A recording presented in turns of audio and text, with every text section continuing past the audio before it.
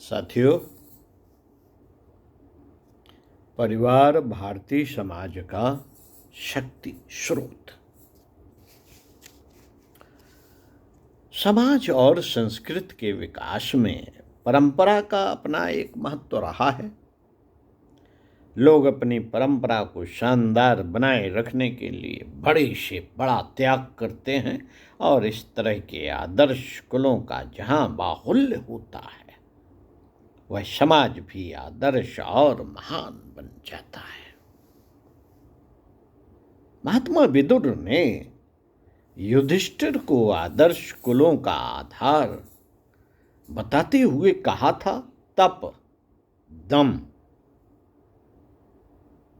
ब्रह्म ज्ञान, यज्ञ, दान, शुद्ध विवाह, सम्यक विचारों से कुल आदर्श बनते हैं। इन बातों में कहीं भी ऐसा नहीं है कि धन अथवा भौतिक ऐश्वर्य संपदाओं से कुल की मर्यादा घटती हो। धर्म के आचरण से ही परिवार उन्नत होते हैं। प्रत्येक व्यक्ति अपने परिवार की शान के लिए, उसकी समृद्धि एवं विकास के लिए अपने जीवन में बड़े से बड़ा काम करने की इच्छा रखता है। व्यक्ति जहां परिवार के भवन में धर्म आदर्श की सीढ़ियों पर ऊंचे से ऊंचा चढ़ता है, वहां ऐसे व्यक्तियों से समाज भी समुन्नत होता है और अनेक सदस्यों से युक्त परिवार का उत्थान सभी भांति स्वच्छ, फलता फूलता, समृद्ध और विकसित ही होता रहता है। मित्रों, इसमें कोई संदेह नहीं कि भारतीय परिवार व्यक्तिगत जीवन निर्माण के साथ साथ सामाजिक जीवन की समृद्धि के लिए एक महान प्रयोग है। हमारे देश में अनेक आक्रमणों, आघातों को सहकर भी आज जो हमारी सामाजिक सांस्कृतिक धरोहर सुरक्षित रही है, उसके मूल में परिवार संस्था का बहुत बड़ा योगदान रहा है। परिवार भारतीय समाज का शक्ति स्रोत ही रहा है। आवश्यकता इस बात की है कि आज के परिवर्तनों, परिस्थितियों में परिवार संस्था को पुनर्गठित करके समाज की इस जीवनदायिनी धारा को अधिक शक्तिशाली और समृद्ध बनाया जाए। किया क्या जाए, इसके लिए, इन सभी विषयों के लिए क्या किया जाए, चलिए आपको पढ़कर सुनाते हैं।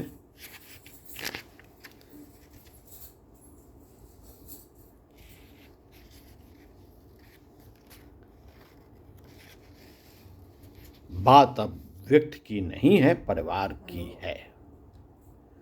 बात अब व्यक्ति की नहीं है, परिवार की है। व्यक्ति से परिवार और परिवार से समाज का निर्माण होता है। परिवार ही मिनी लघु समाज है। अतः यदि आपका अपना परिवार सुखी, संस्कारवान बन गया तो समझ लीजिए कि आपने सुखी समाज निर्माण में बहुत महत्वपूर्ण योगदान कर दिया है। गृहस्थ एक तपोवन है जिसमें संयम, सेवा और सहिष्णुता की साधना करनी पड़ेगी। चारों प्रकार के संयमों को जीवन शैली का सहज अंग बनाइए। परिवार के लिए जो कुछ करें, परिवार के लिए जो कुछ करें, उसके पीछे एहसान अथवा अहंकार ना हो। एहसान अथवा अहंकार न हो, इस बात का ध्यान रखा जाए, केवल सेवा भावना ही हो। परिवार के सदस्यों की कमियों एवं गलतियों को स्नेहपूर्वक सहिष्णु होकर सुधारने का प्रयास कीजिए। आपकी मधुर मुस्कान खिले फूल की भांति पूरे परिवार को एक प्रफुल्लित उपवन बना देगी, जिसकी महक की अनुभूति आसपास ही नहीं, दूर दूर तक सबको होती रहेगी। पंडित श्री राम शर्मा आचार्य, पुस्तक जीवन जीने की कला, आर्ट ऑफ लिविंग, लेखक पंडित श्री राम शर्मा आचार्य, भाग 3, यूनिट 22, यूनिट 21, पारिवारिकता एवं सामाजिकता। सुनते रहिए कुछ अच्छा, पढ़ते रहिए कुछ अच्छा। चिंतन मनन स्वाध्याय संग का क्रम बनाए रखिए, ये आपके जीवन को प्रभावशाली बना देंगे।